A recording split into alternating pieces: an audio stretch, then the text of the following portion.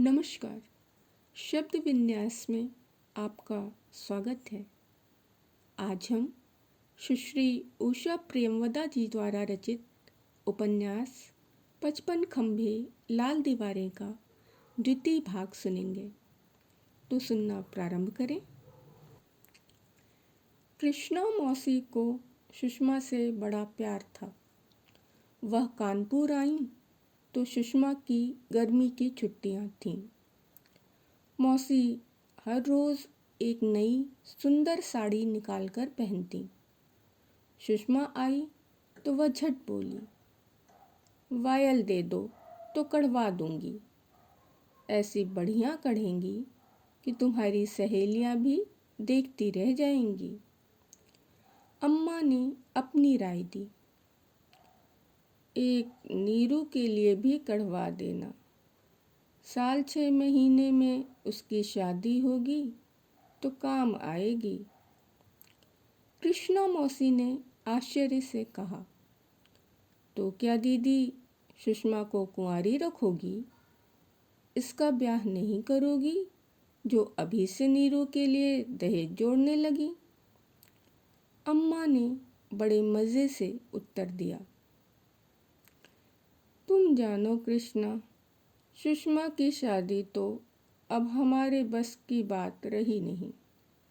इतना पढ़ लिख गई, अच्छी नौकरी है और अब तो क्या कहने हैं, हॉस्टल में वार्डन भी बनने वाली है। बंगला और चपरासी अलग से मिलेगा। बताओ, इसके जोड़ का लड़का मिलना तो मुश्किल ही है। तुम्हारे जीजा तो कहते हैं कि लड़की सयानी है, जिससे मन मिले उसी से कर ले। हम खुशी खुशी शादी में शामिल हो जाएंगे। अरे जाओ दीदी, जब लड़की की उम्र थी तब तो आज़ादी दी नहीं, अब वह कहाँ ढूंढने जाएगी? लड़कियां सभी की होती हैं, शादियां भी सभी करते हैं। तुम्हारी तरह हाथ पर हाथ रखकर बैठने वाला कोई नहीं देखा। छोटी बहन से फटकार सुन अम्मा अप्रतिभ हो आईं। उनसे कोई उत्तर न बन पड़ा। सुषमा को उनका सूखा सा चेहरा देख बड़ी दया लगी। वह बात बदलती हुई बोली, मौसी, शाम को चलकर वायल ले आएंगे। 2 मैं ले लूँगी, एक साड़ी नीरू के लिए बनवा देंगे। यह भी कोई बात हुई? कृष्णा मौसी के मन में 2 पल पहले की ही बात घूम रही थी। जीजा की गैर जिम्मेदारी है, जब पढ़ रही थी तभी कर देते। लड़की तो अपने आप मुंह खोलकर कहती नहीं और लोगों की कानी खुतरी ब्याह दी जाती हैं। तुम्हारी ऐसी अच्छी लड़की बिन ब्याही रहेगी? फिर अचानक याद आ जाने पर पूछा, और वकील साहब का लड़का था, उसका क्या हुआ? होता क्या, मज़े से है, खूब वकालत चल रही है, बंगला है। अम्मा ने सुस्त स्वर में कहा। छोटे भाई बहनों के सामने ऐसी बातों से सुषमा को झेप सी लगने लगी। आप भी मौसी किस पचड़े को ले बैठी? जीवन में बहुत महत्वपूर्ण काम है, सिर्फ विवाह ही तो नहीं। और देशों में देखिए, बिना शादी किए ही औरतें कैसे मज़े से रहती हैं। जैसे रहती हैं वह मुझे पता है। तुम एक पुरुष मित्र बनाकर तो देखो, तुम्हारी अम्मा सबसे पहले तुम्हारी खबर लेंगी। हमारा समाज किसी को जीने नहीं देता। अम्मा किसी काम के बहाने जान छुड़ाकर चली गईं। कृष्णा मौसी के मन में गुबार भरा ही रहा। शाम को बाजार से लौटते समय उन्होंने बड़ी आत्मीयता से पूछा, क्यों सुषमा, दिल्ली में कहीं आती जाती है या नहीं? उनका तात्पर्य समझ सुषमा मुस्कुराई। हाँ, क्यों नहीं मौसी, संगी साथी हैं, खूब मन लग जाता है।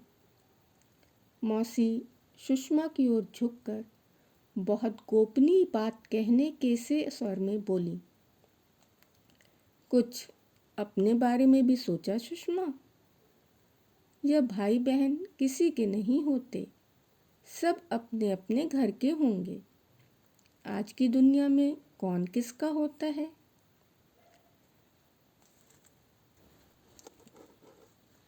पर इन सबको भी तो मदद की ज़रूरत है मौसी। पिताजी को पेंशन मिलती ही कितनी है, उसमें तो 2 वक्त की दाल रोटी भी ना चले। मैं भी अगर ना करूं तो किसके आगे हाथ फैलाएंगे? लड़कों को पढ़ाना है ही, सड़क पर तो आवारा घूमने नहीं दिया जाएगा। और सुषमा के होठों पर मासूम मुस्कुराहट आ गई। मैं जो करती हूँ कर्तव्य समझकर नहीं मौसी, उनके प्यार में करती हूँ। मेरा तो मन होता है कि मेरे पास अगर और कुछ होता तो और भी करती। मौसी कुछ देर उसके मुंह की ओर देखती रही। अगर मैं सबसे बड़ा लड़का होती तो क्या नहीं करती? उसी तरह मैं अब भी करती हूँ। इन लोगों के लिए कुछ करके मन में बड़ा संतोष सा होता है। अपने लिए तो सभी करते हैं, छोटे भाई बहनों को कुछ कर सकूं, उस योग्य भी तो पिताजी ने ही बनाया है।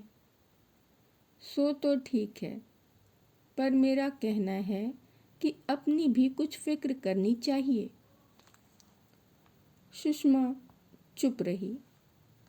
अपने मन को समझाकर, दुनिया की आंखों से छिपाकर जिस सत्य को बहुत दबाकर ढक कर रखा था, मौसी उसे अप्रयोजन ही उभार रही थी। और उस बात की अधिक चर्चा करने से अम्मा नाराज़ हो जाएंगी। ऐसे अवसरों पर अम्मा प्रायः दोष सुषमा के ही सिर डालकर बरी हो जाती थीं। अब मैं क्या करूं? सयानी लड़की है, कोई बच्चा तो है नहीं जो समझाने बुझाने से मान जाएगी। वह शादी करने को राजी ही नहीं होती तो मैं क्या करूं? और मोहल्ले पड़ोस वाले उनकी बात मान जाते। पर अम्मा भी जानती थीं और सुषमा भी, इसीलिए ऐसे मौक़ों पर एक दूसरे से आंखें चुरा जाती थीं। इस घर की मुख्य आय सुषमा का वेतन थी। अम्मा ने पहले तो न चाहा था कि लड़की घर के बाहर जाकर नौकरी करे, पर अब वह प्रसन्न थी। सुषमा हमेशा ही छोटे भाई बहनों के लिए बहुत करती थी और यह सोचकर अम्मा मन को समझा लेती थीं कि उनकी लड़की नौकरी भले ही करे, वैसे सुखी है।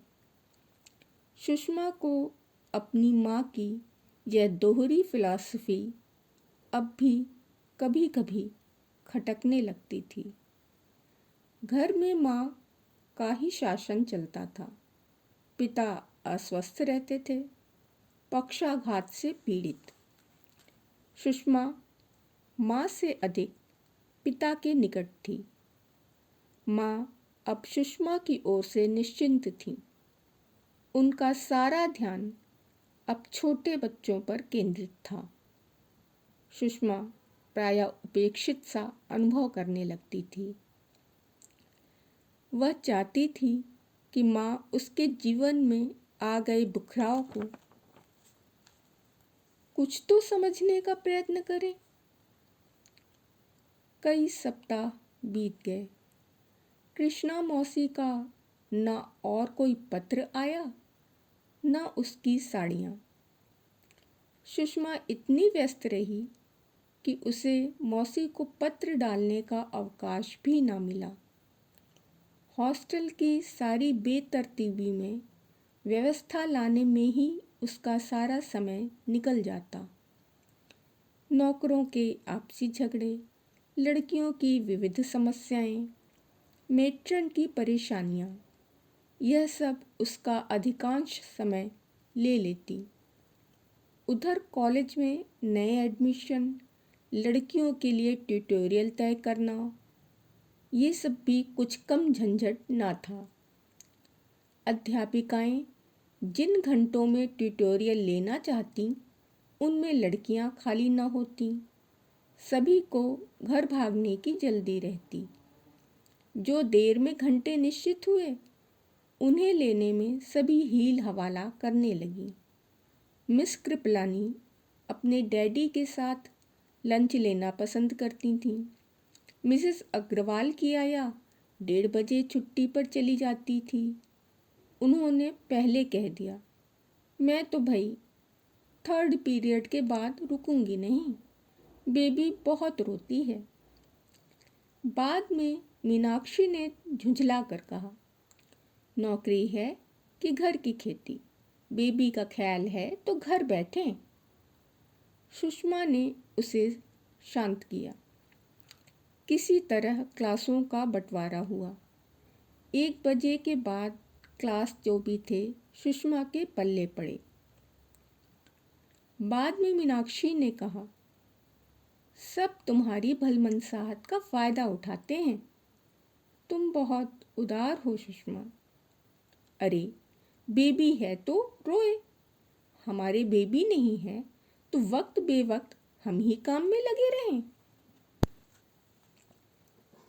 सुषमा ने अपनी नौकरानी को आवाज़ दी और एकदम थक कर बोली, बात तो ठीक है मीन, पर मुंह खोलकर कहा भी तो नहीं जाता।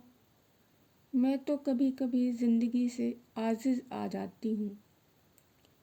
उसकी पलकें थक कर कुछ ऐसे आँखों पर ढली कि मीनाक्षी चुप हो आई।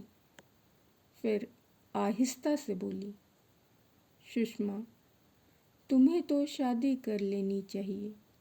तुम ऐसी ज़िंदगी के लिए नहीं बनी हो। सुषमा के होंठ हिलकर रह गए।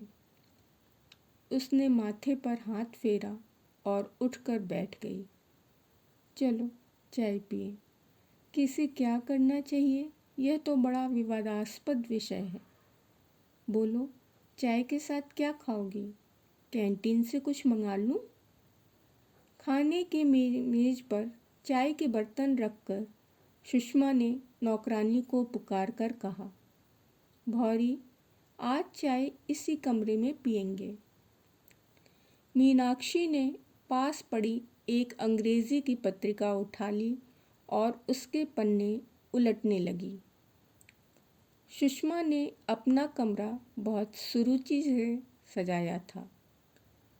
सफाई से सिले हुए खिड़की के फूलदार पर्दे रह रह कर हिल उठते थे। उसके पलंग पर झालरदार पलंगपोश बिछा था। मीनाक्षी को लगा कि सुषमा का यह कला कौशल सब व्यर्थ जा रहा है।